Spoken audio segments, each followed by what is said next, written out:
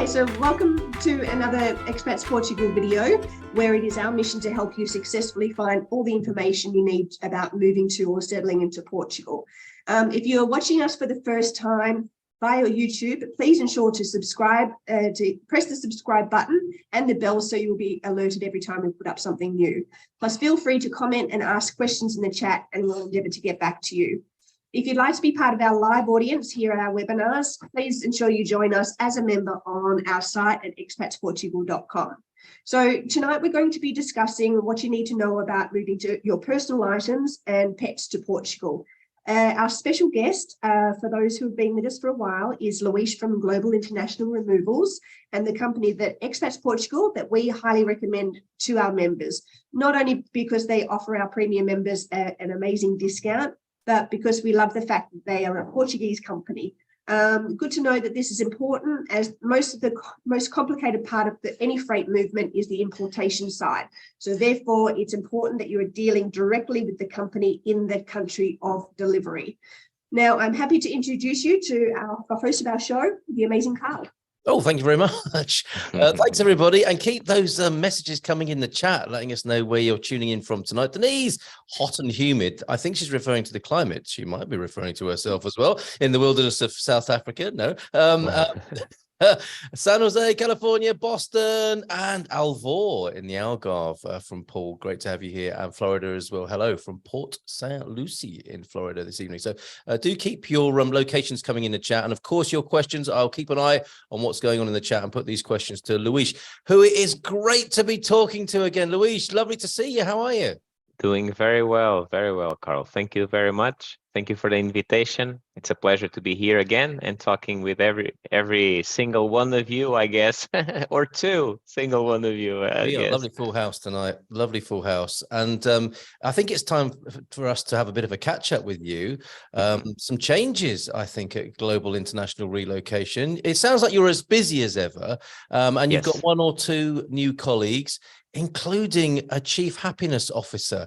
I'd love to hear. I mean, we don't need to talk too long about that, but I think it's really that was the curious part, huh? It was amazing. You were telling us about that just before we started it tonight. But can you tell us first of all what's going on in the world of freight moving around the world? I think it's a dynamic place to be, a dynamic industry. Give us a bit of an introduction and review of what's going on in the world of freight, if you will.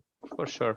As everyone knows, last year has been a very complicated year in the world of logistics in general, not only moving, okay, and so we have seen like prices going skyrocketing, and the prediction is that during this year, okay, all those prices and actually the whole market is going to be a little bit more balanced than what we have, okay. We are starting to see some changes already, but throughout the time, we will see, I believe, bigger changes, and probably everything is going to come back to the new normal. It's never going to be normal again, like how it used to be, but the new normal, because I don't think that we will see now like freights coming from the US or to the US actually, because from the US we are now facing a good change like in prices, but to the US, for instance, today has been way up. So I believe that this balancing will always happen throughout the world where we do have containers or vessels to ship them, okay, because the shortage is in shipment, so in vessels, not really in containers, okay. But that's one of the parts. The important thing to know also is, of course, all of us, we are going to face what is so-called this new crisis, which is happening. But for the moving, it's actually a good sign, because every time there's a crisis, there's people moving around. So we'll be very busy this year. In any case, Portugal is still, and I believe is going to remain a country very welcoming and very exciting to come to, okay, because all the actions that have been done in Portugal are always conducting in that way, okay. So I believe that that part is good for us at Global International. Last year was our we had a huge growth last year. It was like the biggest growth we have had in the company. So has been very, very good. As you remember, we were enlarging our company, so the works that they are doing to enlarge our warehouse are actually we are starting to see the end of this. Okay, so we already see this warehouse, we already see the space, and everything is being created. And indeed, some changes inside of the company, because at Global International, we focus on the people, which we think, and with all due respect for all our good clients, we always believe that our best client is our colleagues, the people inside of our company, and that's important for us. So indeed, we have now a chief happiness manager or officer, whatever name you want to say, because some know it by CHM or CHO. And his name is Fabio Pina, and he is a great guy, but don't mistake happiness by entertaining people. It's not really that, okay? It's actually much deeper than that. It's indeed, we have a culture in Global International, which is like in the people to say, but we are taking this culture out of the people so we can implement it, so it can be like rooted in everyone, and everyone that is coming to Global International knows it, our clients feel it, and we want this to be something very cheerful for everyone. So the feeling we have in the company is felt by our clients in the way we work, in the way we present our services, and in the way we just offer whatever we have to offer, even if it's just information. Okay, well, so let's talk more about that. That's fantastic. So there's definitely investment in the infrastructure, growth of the company, and investment in your human resource there, if you like, and the talent at Global International Relocation. What is it you do specifically there, Luis, so everybody knows? Well, I have been promoted. Congratulations, well done. That's a good sign. Yeah, well, they now call me everyone is chief now in my. I'm just kidding, but I'm chief sales officer. So basically, I lead everything that has to do with sales, all the connections with let's say big companies, corporate accounts. Talking about all the other international moving companies around the world with who we work with. Yeah. So taking care of that relationship, to be able to work with them closely, know every single one, and be able to, progress together with them. And of course, inside of the company, I lead not only sales, but I also lead the part of pets. I am the head of pets division still, because it's I will call it my little baby, and until I get someone that can be the head of that department, then it will be me. But indeed, that's what I do, and I kind of manage a little bit of other things, but it's just because of the many years I've been in Global International. Has been 14 years now, so has been a great progress so far. Well done, and congratulations on the promotion. I'm sure you deserve that. And are you likely to be the person people will speak to then? If people reach out to you, and thank you, we've got the link to Global International Relocation in the Expats Portugal Business Directory in the chat if anybody wants to make a note of that, or click onto it while you're watching tonight. But are you likely to be the person that people will speak to? You mean directly when they are talking about moving? No, it's actually going to be Gisela La Cruz. She's going to be the one that they are going to be talking with. And I will start to integrate Gisela more and more into these webinars as well. Perfect. So she can be, the face for everyone to see. And she's much prettier than me, so it's good. That's good. Okay. And before people come in with their questions, do get your questions. I mean, give us an idea of what you're likely to be moving, folks, in the chat, if you will, both possessions, material things, as well as pets, because we want to make sure we put your mind at rest when it comes to moving pets around the world with Global International Relocation. But what is do you have a normal day? What does your day look like, Luis, in your busy office there? It is very, very interesting. Well, let me tell you, just like, since I've been managing these things, just very shortly, I had these very big dogs. Like I had these German shepherds going to Brazil, and we had this situation where, you know, we always have kennels that need to be the size, or need to be the right size to fit, or the right fit for the dog, something like that. Okay, so and these dogs, so the owner would tell us, yes, my dog will fit that kennel, I'm sure he will. And we were with them there, not with the dog, because I guess the dog is a bit vicious. So vicious for other people, not for the owner, of course. And so we just gave him the kennel. He took the kennel to the house and he took pictures of the dog. And we're like, you know, the dog is not going to fit there. So for that case, you know, we have to rearrange a whole thing. So imagine you have trip set, you have everything arranged for the dog to be able to go. You have you already talked with the airline. You have agreed everything for one size, and now you find out that you have to change that. And this is like something that happens every single day. Like, I need to change this, so the whole process begins from zero, and you have to change everything again, which is always a pleasure because we always find the solutions. So we provided it's called the CR85 box. It's a wooden box, and it's made specifically for or vicious dogs or pit bulls or all the dangerous breeds that the airlines cannot use, or if it's a very big dog, which is this is the case, besides being a dog more, you know, anxious to say, because Yeah. I don't know the dog, but I believe he's not a vicious dog. I believe just he's a protective dog, you know. Okay. So he's a little bit more anxious about his owner. If he's outside of the owner, most likely he's going to be quiet. But Fantastic. we have a carpentry, we have to build this and make this happen. In Yeah. the moving side, every single day is a different day. One day we get a request to move from Abidjan, the next day to Pakistan, the other day or in the same day to Brazil, to the US. And we always need to stretch, you know, to change our minds in a way of explanation. Like a client asked me, so what do I need to take?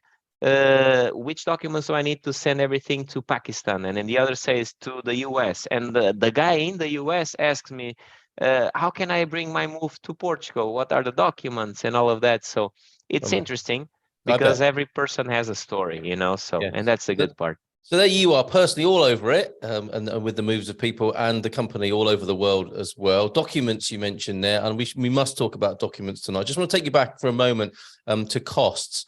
Jerry has asked a few questions in his absence tonight because, of course, he's a veteran of the freight world. He was saying during COVID, freight rates skyrocketed, and you were saying that, you know, we have a new normal now. Can you, roughly speaking, give us an idea of how much prices will come back down to some sense of normality in the next 12 months? Is it possible to do that with your crystal ball? Well, first of all, we need to understand that prices went up. Like when I say skyrocketing, some prices went like 10 times their price. Really? Okay, Right. so yeah, it's just crazy. Yeah. And other prices, of course, went like 50% up or 100%. So in this case, talking about the US, for instance, I see that comparing the price that we had from January last year to today, the price came down, I would say probably 20 to 30%. Okay, so that's interesting. But from Portugal to the US, that price has not come down so much. So I would say like 5 to 10%, no more than that, and to some lanes. So there are some ports that there's still shortage of, let's say, containers to that side. So imagine New York can have a price, but Miami has another price. You see, so usually New York is one of the ports that has more containers getting into Baltimore, New York. You know, so that area is usually much more populated with containers than, of course, Miami is a good port, but then you have Port Everglades, Port Miami, and those two receive like different numbers of containers and different prices as well. Oh, so you're able to advise on the difference there.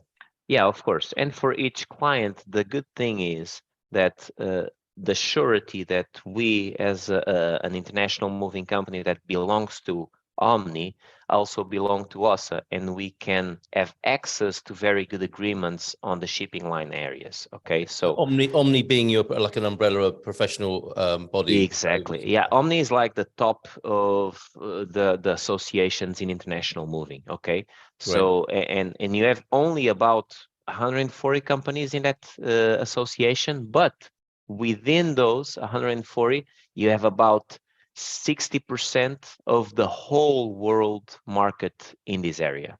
So imagine it's a very strong 140 companies. You Good see, to know. so it's Good to know. Okay. Let's get yeah. people into the well, not the jargon exactly, but then the names of the documents and the Yeah. documents that are absolutely essential, because this is a sort of language people will be beginning to speak when they start moving things with you.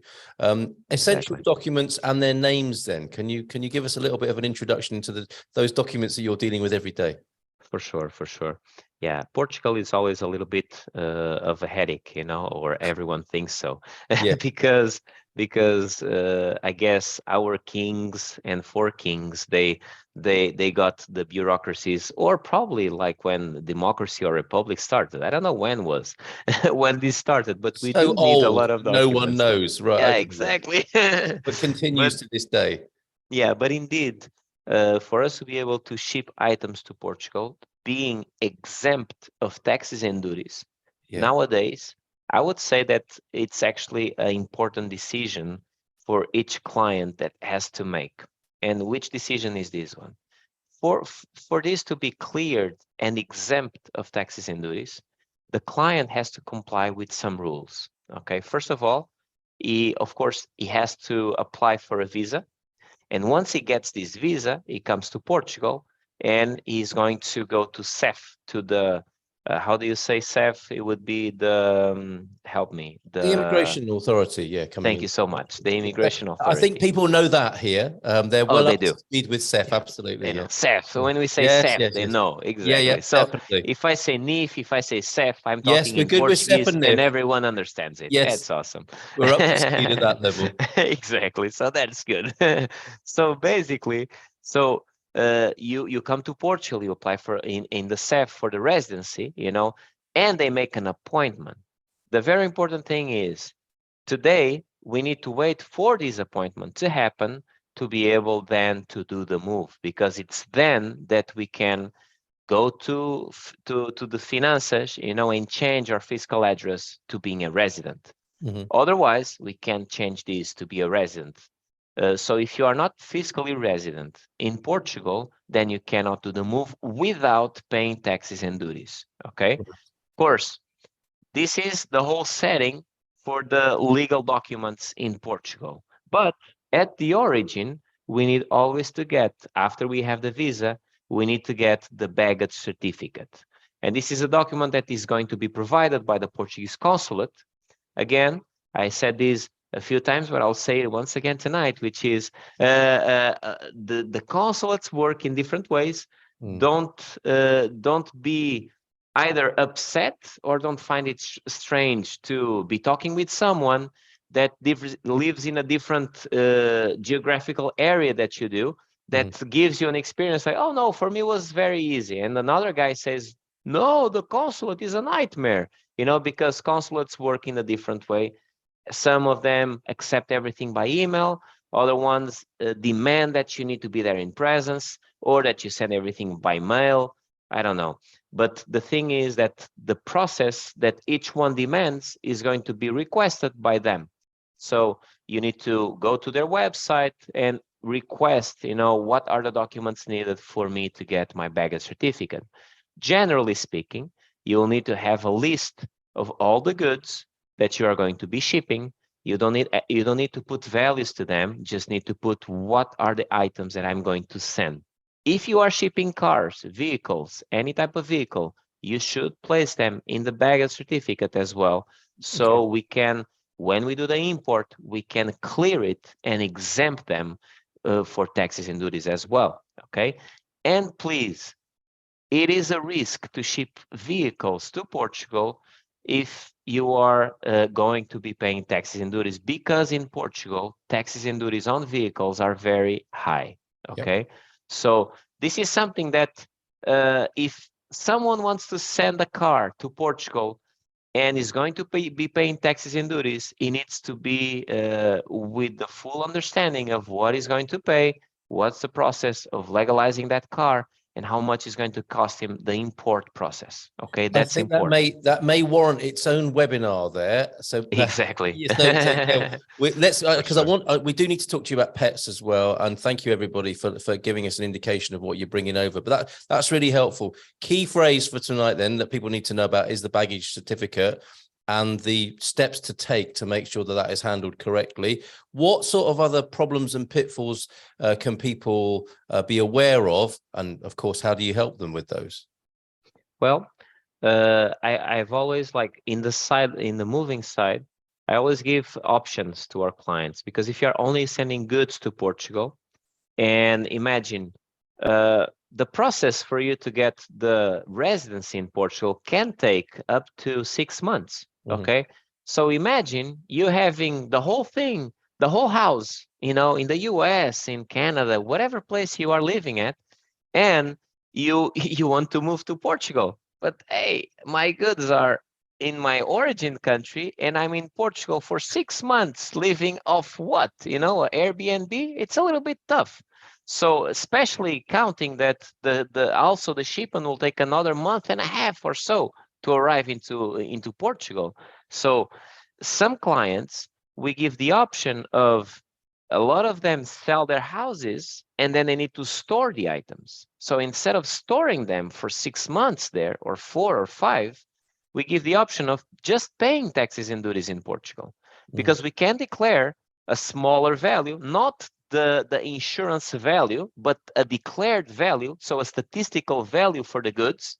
Because one thing is for me to have, a TV or something that costed me whatever money, and now I bring to Portugal, but I can have a statistical value for that, for customs, you see, because these are used items that I'm not going to sell. I'm going to use them in my house for me to be living in. Okay, so instead of me declaring the whole value, I can declare a statistical value, because in the end of the day, these are goods that I'm not going to be selling, and I'm going to fill out, let's say, a statement of honor saying that I'm not going to sell these goods for the next year or so. Okay, because then I make a commitment also with customs. Okay, and it's worth what it's worth, but I made a commitment with them that I'm sending this valued list and I'm not going to sell my items, because these are my only personal belongings. Okay, so I'm going to use them. All right. And of course, then we can have the payment of taxes and duties that many times is going to be less than what I pay for the whole period of storage. Interesting. So there's a workaround that's worth having a conversation with you about there, Yeah, rather than being without your belongings. and it's case by case, Carl. Okay, but we always study the case, and we will advise accordingly, so the client, understands that there's an option. Okay, I don't need to wait. All right, brilliant. I'm going to come back to packing, which I know you do as well, and also how you handle people's individual cases, because that's the big anxiety, I think, for people, is tracking from when it leaves their front garden to when it turns up in the new country. How you manage that, we'll come back to. But we must talk about pets now. We have people shipping dogs of 55 and 60 pounds. Our dog, says Paul, are closer to 100 to 120. Please tell us about your pet shipping and the new team. I believe you have a veterinarian that's just been recruited and on board as part of the pet team. What sort of beautiful furry babies do you move around the world, and how does that process work, Luis? So basically, in the pets division, we work only with IPATA members. IPATA members, or IPATA, is an association as well, like like Omni for the moving side, but IPATA members are companies that only work with pets as well, but for international transportation of these pets. Okay, so many of them have vets inside, other ones don't, but the majority, or let's say the important thing, that's what I want to say, is to be able to know the logistics involved and what are the rules actually, okay? Because shipping shipping a pet, it's way different than doing a move, okay? It's completely different. When you do a move, of course, and this is something that we always say, that we transport feelings. Yes. But when we talk about pets, this same saying to say transporting feelings, it takes us to a level that there's Yes. no measure. You Yeah. understand? Yeah, yeah, Because absolutely. now we are transporting a son, a daughter. You know, this is family. So Yes, so indeed. it's so different. You see, because you need to manage anxiety. You need to manage the expectation of what is going to happen, because it's uncertain. You know, we have flown before. We know that we pass through customs. We go here, we go there, we go to the line here. Now we sit down and then we go into the airplane. And now what will happen to my dog, you know, or to my cat? That's a big question mark that a lot of people has. And of course, then we have the whole clinical part, okay, the whole vet part that we need to be aware. Okay, the rabies vaccination, the microchip before, you know, some of them have to wait for a period of time. The health certificate that has to be requested for any dog to come to Portugal, okay? And once they arrive to Portugal, if Portugal is the first country of entry in Europe, then they are going to do a vet check at the airport. If Portugal is not the first, this is actually interesting, because if Portugal is not the first country where the pet comes into, imagine some pets come from San Diego to Frankfurt and Frankfurt to Lisbon, okay? Because Frankfurt has the biggest, they call, how they call that? It's Hub? pet What rival is center, something like a that. pet arrival center? Okay, Yeah, yes. something like that. The So because PAC. they receive, or animal, something like that. Yes. But it's where all the animals arrive, usually to Europe, you know, before from any big country, they arrive to Frankfurt or to Paris, but usually Frankfurt, and then they are flown to the different places, okay? But as they arrive there, then the vet check is done there. And what is the vet check? Is to be able to check the dog or the cat to understand if he's healthy, if he's okay, you know, if his vitals are all okay, if he looks fine, if he doesn't look sick or anything like that.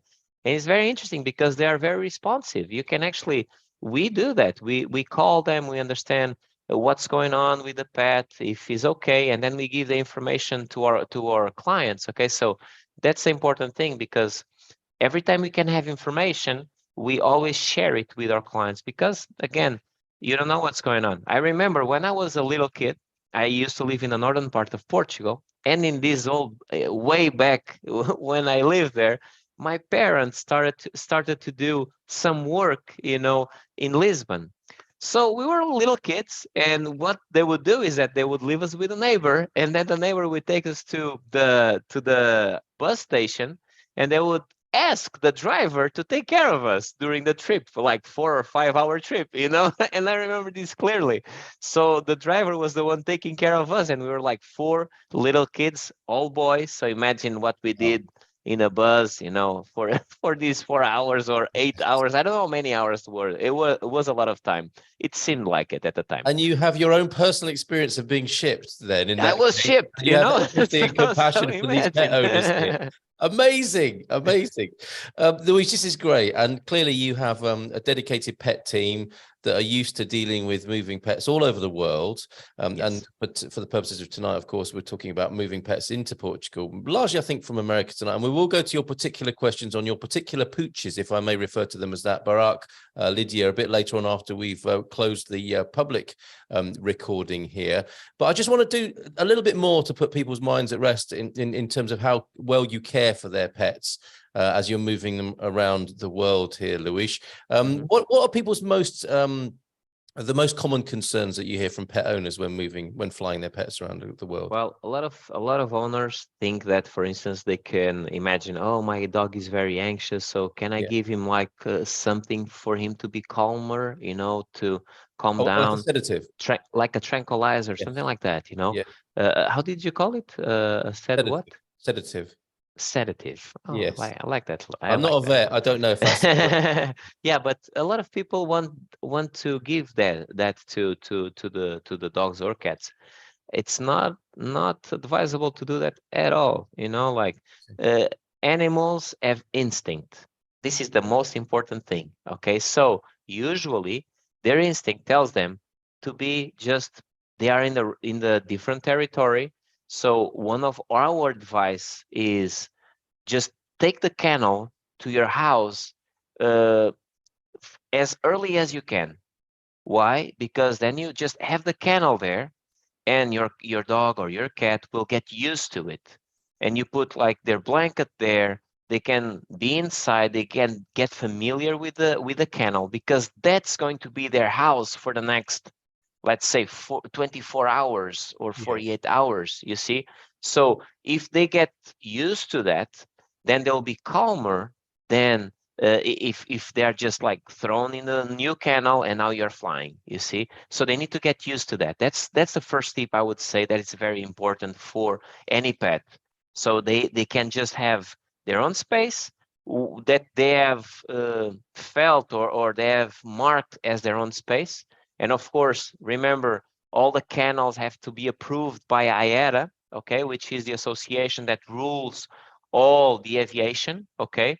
So it cannot be, oh, but I already have a kennel, my dog sleeps in it since he was a baby. Yeah. Okay, but perhaps it's not that the one that we want, okay. Perhaps we want the other one. So so that's the important thing. Yeah. Besides that, just be calm. The owner, trust that everything is going to go well, because they feel it, okay. So if they feel that you trust that everything is okay, that they are going to be safe, they trust that, okay. And of course, I'm talking about animals, but I've seen so many things with pets, that I do understand, and I do believe that they do feel, what we feel. And if we are less anxious, we will pass that safe feeling to them. So besides that, take care of all the things for the vet, all the vaccinations up to date. The rabies has to always have the cycle done on time, okay, one day before it expires. So we need to have that stuff all done precisely. And since you are coming from US or countries outside of Portugal, of course, you don't need a EU passport, because in Portugal, if you ship a dog to France, you have a passport, a EU passport for the dog that the vet does, okay?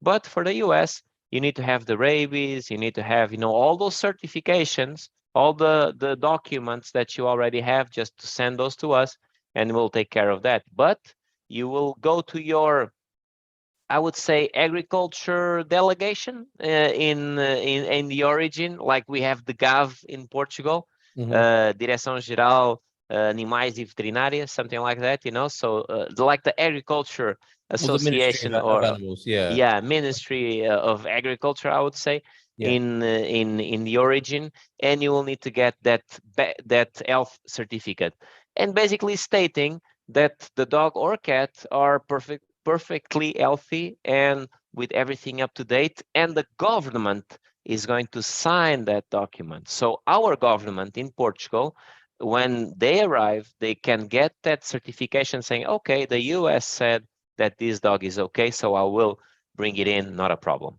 Okay, Very that's good, basically it. Okay, Ken's helping us there. I think he says the USDOR issues the certificate in the US. Does There you that go. sound right to you? There you go. USDA. Okay. USDA, there you go. Thank you for that, Ken. And thank you for your point to iPhone. We will indeed get into real specifics. If you've got a particular question about your personal circumstances, you'll certainly get a chance to answer that as we conclude this evening after the public recording here. But I want to cover the generalities. I want to cover packing and tracking now, Luis.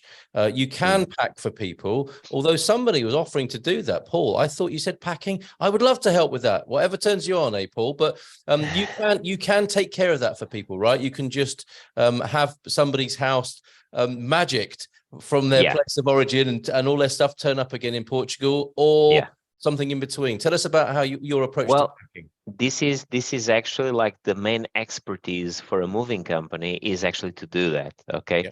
Like there's a few people that nowadays want to have something like there's a company in the US called UPack We Ship, and they only do freights. Okay, and you need to understand that because this is very, very different from what we offer. And Okay. a lot of people I've seen that there's a comparison in between a move and you're getting a quote for a move and then a quote for a freight. It's much different because what we offer is we always want to go to the residence and pack or repack whatever has to be packed. Okay, so fragiles, pianos in crates, artworks, make crates for them or pack them well. So we can actually keep everything safe. That's why we work with Omni companies. That's why we work with FIDI companies, because they can assure us as well the quality of the packing, okay? And this packing, of course, as you said, Carl, it seems like magic indeed, because you just sit down and you say, this is the rooms, everything is to take. So in the end of the day, my house is packed and I just have an inventory list.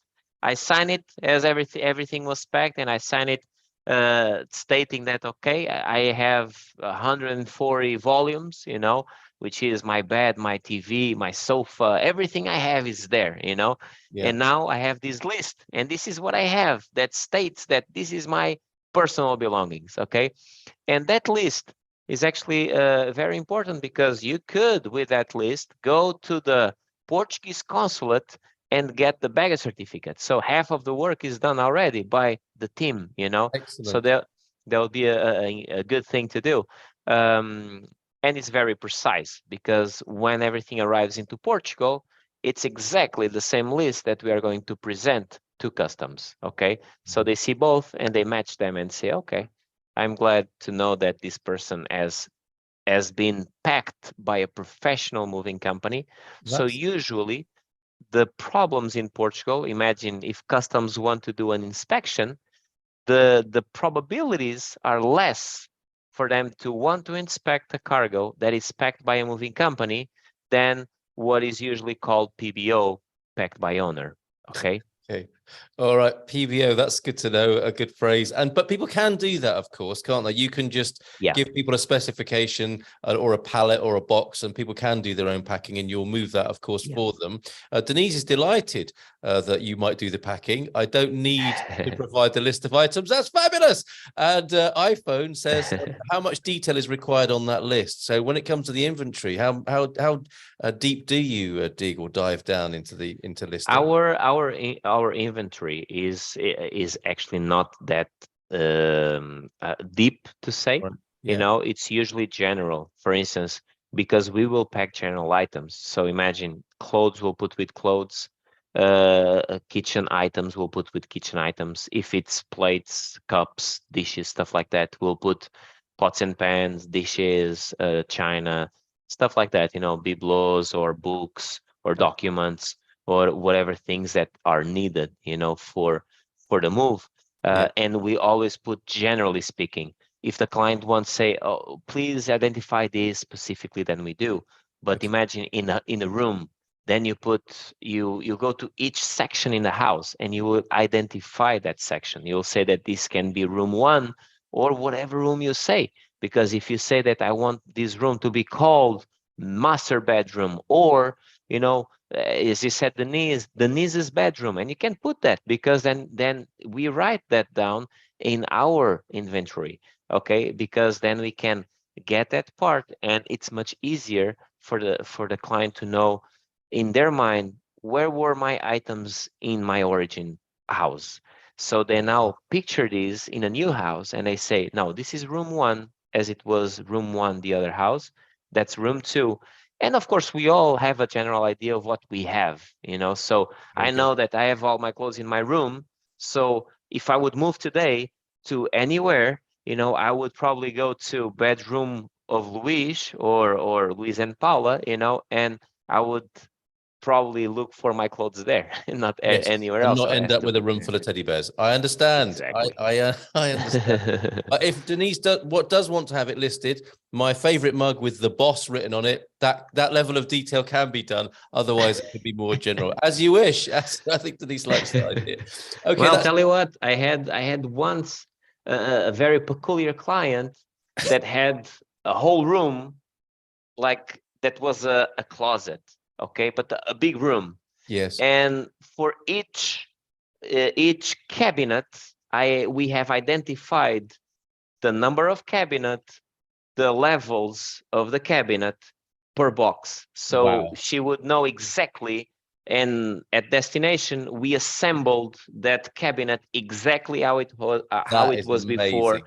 and we placed everything in the same spot that it was before. So can As be the done. customer wishes, as the customer Yeah, wishes, of and course. to a level of detail that works as well for the government. That's really helpful.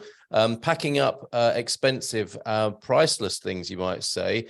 Thank you, Barak, for that question. We will finish with tracking, but just whilst we're on the matter of packing, what about works of art, paintings, art, glass, oriental rugs, those sorts of things? What sort of care do you take with those?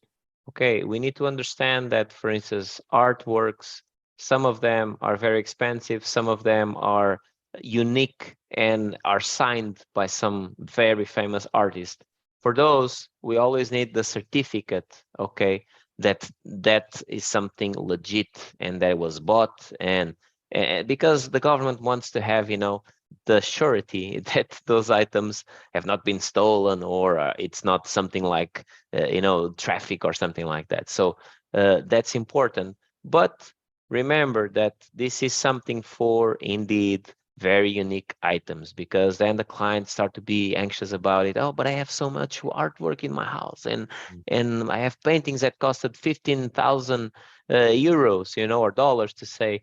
Those usually are not like a huge problem. Okay, is only those items that cost like 100,000, 700,000, 500,000, stuff like that, Yes. that you will see in a house, and that you need to be aware that being so valuable, we need to have a certification that's actually legit, okay, Okay, and its own, like a registered like evaluation that, process. Okay, exactly. very good. It's usually like that. Exactly, Vian and Ivan, the Monet in the back of the closet. Exactly for those sorts of things. Those are Exactly, the ones. those ones, Okay. exactly. We will come to your specific questions, Lydia, Barak. They're great questions about the pets and the paintings, serial numbers, all those sorts of things. And Yeah, serial numbers are taken always. Yeah, but okay, that's like good. a normal procedure. Okay. Good to know. Yeah. Okay. All right. So then this last matter, equally important, I think, for, well, actually, very important for people's possessions to be, have an oversight of where things are and who they can talk to at the company, especially important when you're talking about the fur babies and the pets. During the process of transit, how do people stay in touch with you to keep their mind at rest? So for the pets, it's different for the goods. Okay. In the goods part, when we do a house of goods move, you always be in touch. You will always be in touch with the salesperson first, and then this will move along to the coordination that is going to be coordinating the whole process. Just remember that since we have two countries, there is going to be two coordinating parts, okay, the origin and the destination. So we'll probably be talking with overall 3 people in the whole process, okay, the salesperson and then these 2 persons. And if there's any issue with insurance, then insurance pops in with claims, and will help give all the support to the client in the post service. Okay, so after the service, they will come back and support the client in whatever they need. Okay. Yeah. For the pets, we do the sales and the coordination with the same person, okay? And of course, there's another person at origin or destination if it's an export, but we have decided in our company to do it in this way, to be able to keep the communication, which is so precious, within one person. So instead of selling it, because we don't believe in that word when we are talking about pets as well. We don't sell, okay? We are offering a service, and we are just giving the advice, and of course we are booking a flight and we are taking care of the pet, but we believe in taking care of the pet. That's what we believe in. It's not really selling something, okay? For the moving, of course, we know we are in a market. We always want to provide the best service and support our clients, but a lot of people have different things in mind. Some people value their goods in the way we value, and so they trust us and want to move with us. Other people just want to have a container and they load themselves. They don't really care about that because they just want the simple stuff in Portugal now. And that's not such a big matter for them. So it will depend from family to family. But for the fur, for our, as we say, for our four-legged friends and family, it's different, you know. So we need to have someone that is actually to be more like a coach, an advisor, someone that is going to be with you from the whole process. So we do it from point A to Z with the same person. Perfect. Okay. Great to know. That's really good. We'll come to all these personal questions in just a moment after we've ended the public recording here about, yes, voltages and those sorts of specific things that are now occurring to people. We'll address all of that. But before we do, back to you, Astrid, I think. Thank you, Carl, and thank you everyone for being a part of it. Just remember that if you do want to partake in our live audience, please join as a member at expatsportugal.com, and also remember to, if you're watching via YouTube, to subscribe and hit that bell button. Thank you very much indeed. Okay, going to end the recordings there, and then we'll get into your personal questions, everybody.